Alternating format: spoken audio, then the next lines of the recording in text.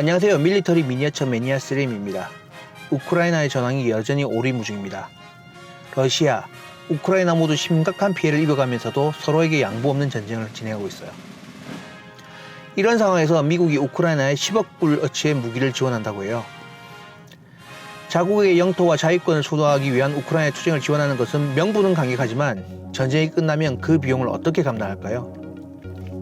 어떠한 경우에도 국가 간의 원조는 공짜가 없습니다.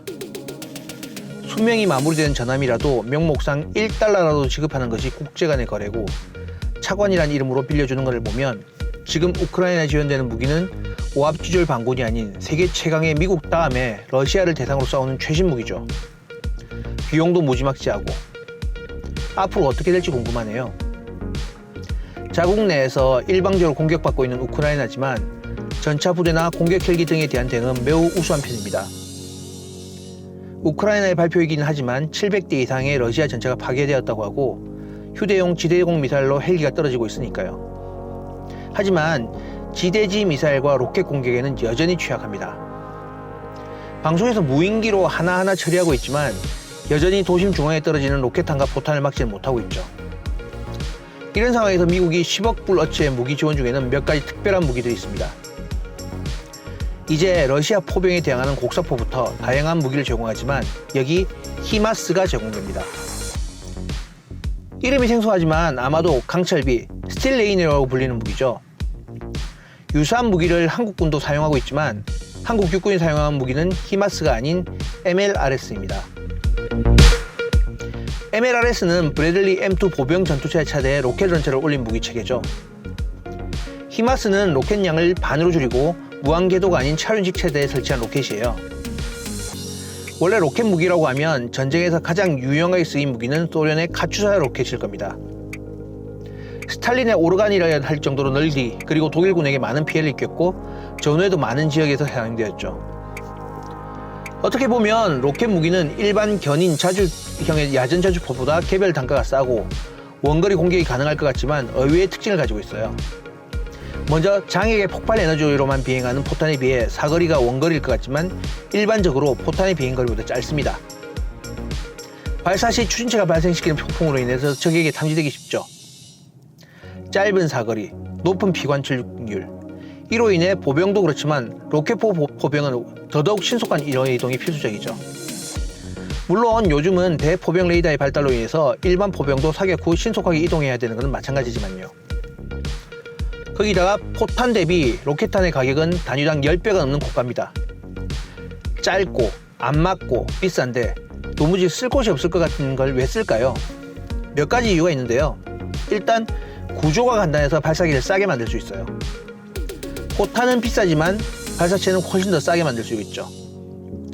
전쟁 초기 상대방의 기선을 제압하기 위해서 화력을 집중시켜야 할 시점엔 단 한 문이라도 발사관이 더 있어야 되는데, 장악의 압력을 버티면서 정밀한 조준이 필요한 야포와는 달리 얇은 파이프 수준의 발사기는 쉽고 저렴한 가격에 배치할 수 있으니까요. 실제로 돈 없는 반군이 저렴한 포탄보다 비싼 로켓탄을 사용하는 이유 중에 하나는 초기 투자 비용이 저렴하기 때문이기도 하니까요. 또 포탄보다 크기의 여유가 있어서 다양한 탄종을 사용할 수 있어요. 비용에 여유가 없다거나 수적인 열쇠가 있는 경우, 전쟁 초기에 기선 제압이 필요한 경우 잘 사용되는 방법입니다.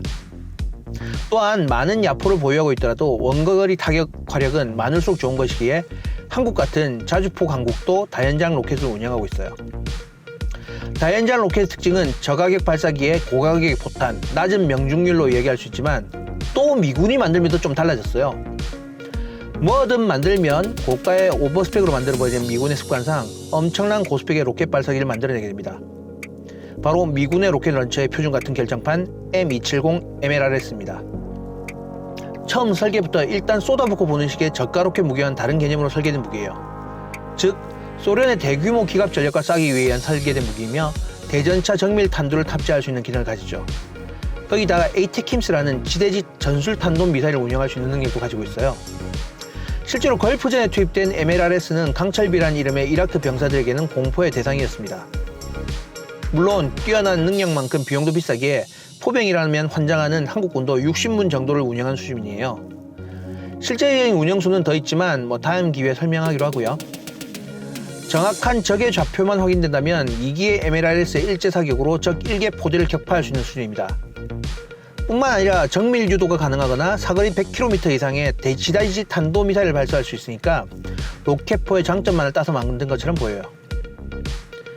약점 중 로켓의 후폭풍에 쉽게 노출되는 단점은 어느 정도 방어가 가능한 M2 브래들리 기반의 차대와 무한 궤도를 통한 험지 극복을 통해 보완할 수 있죠.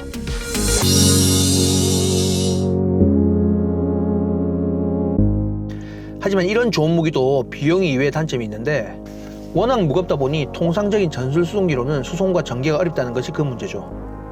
중량이 24톤이 넘고 덩치도 한텅치 하는지라 군사적 요충지 또는 긴장 관계가 지속되는 지역에 사전 전진 배치로는 좋은 수단이지만 신속한 배치에는 제한이 있는 게 어쩔 수 없습니다. 특히 우크라이나전처럼 기존의 나토군이나 미군이 배치되어 있지 않은 곳에서 항공수송으로 전제할 수 없다는 것은 큰 단점일 수밖에 없죠. 이러한 단점을 상쇄하기 위해 개발한 미군의 신형 로켓 전력이 바로 HIMARS, 뉴스에서 그냥 히마스라고 읽던데요. 고기동 포병 로켓 시스템입니다. 크기에 신경을 많이 썼어요. 일단 24톤인 MLRS에 비해서 약 반 정도인 13.5톤입니다. 미군의 군용 차량을 만들어왔던 오시코시사가 직접 제량한 차대를 운영하고 있어요. 길이는 7m, 넓이는 3.3m로 엄청나게 큰 크기를 자랑하죠. 크기로 보면 오히려 MLRS보다 더 커요. 탑재 로켓은 MLRS 대비 정확하게 반을 탑재하고 있습니다. 하지만 MLRS의 경우 로켓의 운영 단위가 반이므로 가장 대형인 에이테킴스도 탑재 가능해서 실질적인 운영 가능 무기에 대한 차이는 없는 셈이죠. 장갑재는 일부 방호되는 형태의 장갑 형태고 차륜형이라 험지 극복 능력도 떨어집니다. 하지만 앞서 말한 C-130 등을 통한 전술 수송기를 통해서 수송이 가능하고 수송이 완료된 시점에 전방까지 신속 투입이 가능한 부분에서 MLRS보다 우수해요. 공도에서 달릴 경우 시속 85km로 주행이 가능하니까요. 언뜻 보면 반밖에 안 되는 화력은 아쉽긴 하지만 한번 쏟아붓고 카트리지 형태로 신속한 재장전으로 단점을 상쇄하고 유도 기능이 있는 로켓을 사용해서 훨씬 더 정밀한 공격으로 공격 효율성을 올릴 수 있어요. 국방비 규모가 전 세계 어느 나라에도 뒤지지 않는 미군 역시 히마스를 도입한 것은 화력만큼이나 신속한 전개가 중요하다는 의미로 해석할 수 있죠. 물론 한국 육군의 천무는 MLRS와 동일한 화력을 가지고 있지만 차륜형이라는 장점을 통해서 시속 80km라는 이동 능력을 보입니다. 하지만 이 역시도 중량이 30톤이라 무지막지한 중량으로 인해 항공수송은 불가능하죠. 우리나라에서 사용할 무기인지라 비행기에 싣고 여기저기 옮기는 것보다는 군단 수준의 지휘권으로 사용이 필요할 때 육상 전개로 사용하는 게 목적이에요. 혹여 수출을 한다고 할지라도 차대와 발사기를 분리하고 해외 수송을 하는 경우라 크게 문제가 없을 것 같아요. 하지만 신속 전개라는 목표로 경량화된 미국의 로켓 무기는 우크라이나의 신속 전개를 통해 러시아군에 맞서게 됐습니다. 특히 MLRS와 동일한 발사관은 자탄으로 적을 공격하는 M32부터 정밀 유도 GMLRS 그리고 사거리 120km 이상의 에이테킴스까지 다양한 화력으로 러시아군의 위협이 될 수밖에 없어요. 특히 군기 문제로 인해서 통제하지 않는 러시아군의 정보는 원거리 정밀 타격 무기에 매우 취약하니까요. 이런 상황에서 히마스 같은 무기 체계는 정말 우크라이나군에서 결정적으로 보이기까지 합니다. 실제로 이런 무기가 우크라이나군에 전달되게 되면 러시아군의 작전에는 많은 제약이 될 걸로 보여요. 그리고 이런 무기 체계를 국산화한 한국군은 북한뿐만 아니라 중국군에게도 큰 위협이 될 것 같습니다.